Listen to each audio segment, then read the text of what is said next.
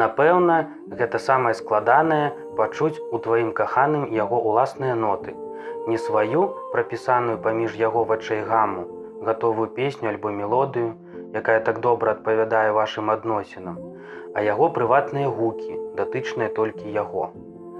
Самае складанае гэта пачуць яе як ёсць, з усімі гэтымі дзіўнымі гукамі ў прыбіральні і ў ванным пакоі, з характэрным для яе прыцмокваннем падчас абеду, смяшкамі, калі яна гутарыць па тэлефоне.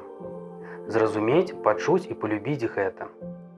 Калі гідка і брыдка, калі яна ў ложку можа пукнуць, гэта тады не пра каханне.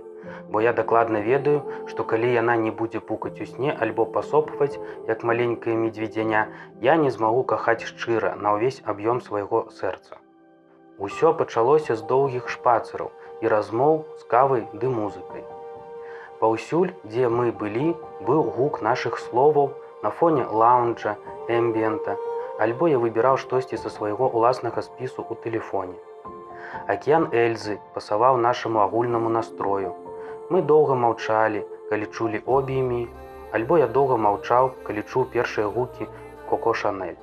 Мы ездзілі разам у машыне і скандавалі «Вставай, міла моя, вставай» і ўяўлялі, як уся наша краіна устае і пачынае жыць па-новаму, як нам хочацца, каб не сядзець вечна ў складзе СНД з захадам сонца над Багнаю, але каб нас было не спыніць, не стрымаць.